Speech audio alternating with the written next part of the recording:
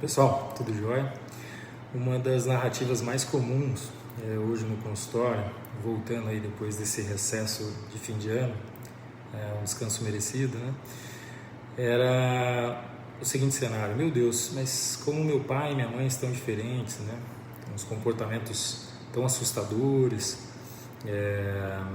e muitos de vocês devem estar se perguntando com esse convívio de final de ano, o que está acontecendo com os meus familiares, né? O que está acontecendo com esses idosos? Existe uma característica central em todas as demências, né?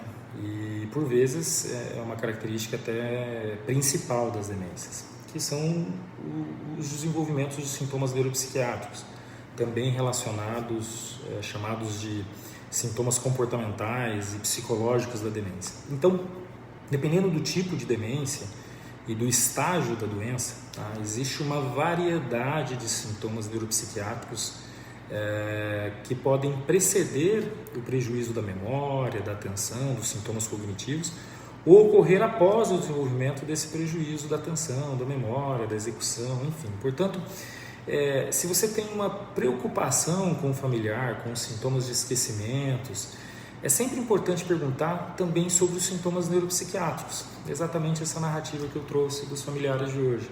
Mas meus pais estão tão diferentes, né?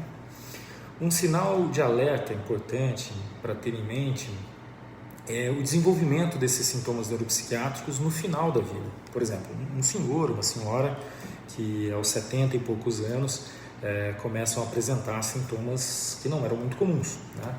Entre eles alucinações visuais, alucinações auditivas, determinados comportamentos diferentes de colecionismos, de agressividade, de inquietude.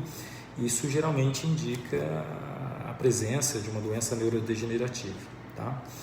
No entanto, muitos estudos, e a própria Continuing Neurology, publicada a revisão de dezembro de 2024, muitos estudos populacionais de 2023 tentaram examinar essa relação da depressão com o diagnóstico no início, no meio e no fim da vida.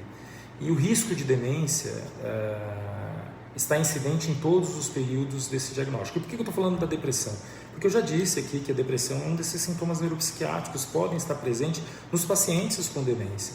E não necessariamente só com o diagnóstico de demência, mas também com o diagnóstico do comprometimento cognitivo leve, que são fases anteriores e podem até preceder essa apresentação do suposto meu familiar está tão esquecido, o comportamento dele está tão diferente. Então, diferentes demências, como a doença de Alzheimer, a demência frontotemporal, geralmente elas se manifestam com sintomas neuropsiquiátricos, principalmente nos estágios mais distais da demência de Alzheimer ou nos estágios iniciais da demência frontotemporal. Então, e essa alteração ela está fortemente relacionada ao risco da progressão da doença, ao risco de reduzir a qualidade de vida desse paciente, a aumentar a carga do cuidador, do trabalho do cuidador, e muitas vezes a necessidade de um maior amparo da família, maior entendimento da família ao redor de tudo isso. E se você está do outro lado da tela aí se perguntando, mas doutor, de onde vêm esses sintomas neuropsiquiátricos? Por que isso é tão gritante? Por que isso nos incomoda tanto? E tenta a medicação de um lado, tenta de um outro. O senhor já falou da musicoterapia, enfim. Muitos estudos tentaram elucidar a fisiopatologia que tem por trás desses sintomas, tá? Tentaram imagens multimodais, amostras pós-mortem, com foco principalmente nos sintomas de apatia, depressão, agitação, ansiedade, delírios, né?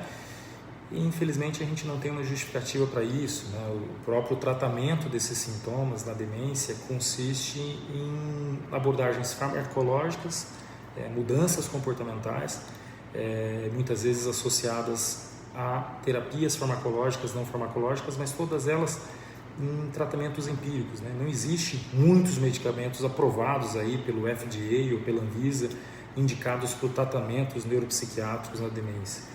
Então, por isso que eu estou chamando de tratamento empírico. Então, fica a dica de você estar próximo do neurologista.